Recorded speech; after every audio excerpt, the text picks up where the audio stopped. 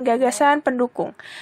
Tapi sebelum kamu tahu apa itu gagasan pokok dan gagasan pendukung, kamu harus tahu dulu apa itu paragraf. Nah, kemarin Ibu sudah menugaskan kamu untuk menuliskan paragraf tentang pengalaman belajar di rumah ya. Nah, apa sih Bu Dini paragraf itu? Jadi paragraf itu adalah kumpulan dari beberapa kalimat. Nah, jadi ada kalimat, banyak kalimatnya berkumpul jadi satu. Nah, itu namanya paragraf. Nah, setiap awal paragraf itu biasanya awal kalimatnya itu agak masuk atau menjorok ke dalam gitu ya. Menjorok ke kanan, seperti ini. Oke lanjut, setiap paragraf memiliki gagasan pokok dan gagasan pendukung. Nah, jadi setiap paragraf tuh pasti ada gagasan pokoknya, pasti ada gagasan pendukungnya. Lanjut, sekarang kita cari tahu apa itu gagasan pokok dan gagasan pendukung. Nah, kita mulai dulu dari gagasan pokok ya. Jadi, gagasan pokok itu adalah ide utama atau inti utama yang dibahas dalam suatu paragraf ya. Jadi, intinya apa sih paragraf itu? Paragraf itu ngomongin tentang apa sih? Gitu ya. Nah, gagasan pokok itu bisa disebut juga ide pokok atau bisa disebut juga gagasan utama. Terus bisa disebut juga ide utama, bisa disebut juga pokok pikiran. Jadi, gimana sih Bu cara menemukan gagasan pokok? Nah, gagasan pokok itu dapat ditemukan dengan cara melihat dulu kalimat utamanya.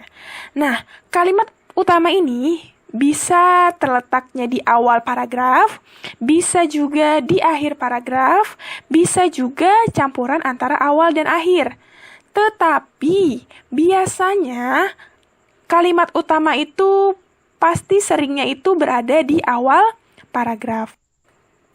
Kalau misalnya pun ada di akhir, itu cirinya tuh ada kata jadi, ada kata oleh sebab itu, ada kayak kata-kata yang menyebutkan kesimpulan.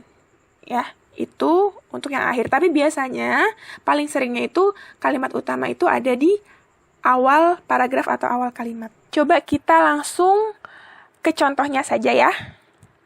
Nah, ini ada sebuah paragraf ya. Di sini Ibu bacakan, buah tomat memiliki banyak manfaat untuk tubuh. Buah tomat dapat dijadikan sebagai masker wajah. Tomat juga dapat dimanfaatkan untuk menjaga kesehatan kulit. Selain itu, tomat juga bisa membantu mencegah kanker dan untuk kesehatan jantung.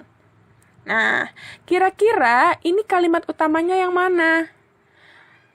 Intinya tuh yang mana? Ini paragraf lagi ngomongin apa? Gitu ya. Berarti kalimat utamanya ada di awal paragraf ya, atau awal kalimat. Nah, jadi kalimat utamanya adalah buah tomat memiliki banyak manfaat untuk tubuh. Itu adalah kalimat utamanya. Sedangkan gagasan pokoknya itu adalah manfaat buah tomat, karena kita ngambil dari kalimat utamanya ini. Nah, jadi ini semua adalah tentang manfaat buah tomat. Itu adalah gagasan pokoknya. Jadi, gagasan pokoknya itu bisa kamu ambil dari inti kalimat utama. Seperti itu ya, kira-kira. Sampai sini paham? Paham ya? Selanjutnya, kalau kamu sudah paham apa itu gagasan pokok, kita lanjut ke gagasan pendukung. Nah, gagasan pendukung adalah informasi tambahan untuk mendukung gagasan pokok. Ini lebih gampang. Nah, gagasan pendukung ini dapat ditemukannya pada kalimat penjelas. Kita lihat contohnya. Nah, kira-kira yang mana merupakan kalimat penjelas? Jadi, kalimat penjelasnya itu yang ini. Yang pertama, buah tomat dapat dijadikan sebagai masker wajah. Lalu, tomat juga dapat dimanfaatkan untuk menjaga kesehatan kulit. Lalu, selain itu, tomat juga bisa membantu mencegah kanker dan untuk kesehatan jantung. Nah, itu merupakan kalimat penjelas. Nah, gagasan pendukungnya itu diambil dari kalimat penjelas yang tadi. Jadi, yang pertama, gagasan pendukungnya itu adalah manfaat tomat untuk wajah. Lalu yang kedua, manfaat tomat untuk kesehatan kulit. Nah, yang ketiga, manfaat tomat untuk mencegah kanker dan kesehatan jantung. Nah, seperti itu ya. Jadi, gagasan pendukung itu dapat ditentukan dengan melihat kalimat penjelasnya ya.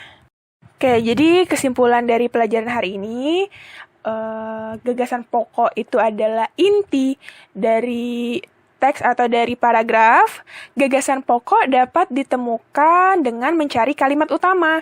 Kalimat utama dapat ditemukan di awal, di akhir, atau awal dan akhir, tapi lebih sering ditemukan di awal. Kalau misalnya di akhir, itu cirinya itu seperti ada kalimat jadi, ada kalimat dengan demikian, ada kalimat oleh sebab itu. Lalu bagaimana dengan gagasan pendukung? Kalau gagasan pendukung itu adalah informasi tambahan dari suatu paragraf. Nah, gagasan pendukung itu bisa ditemukan dengan cara melihat dulu kalimat penjelasnya.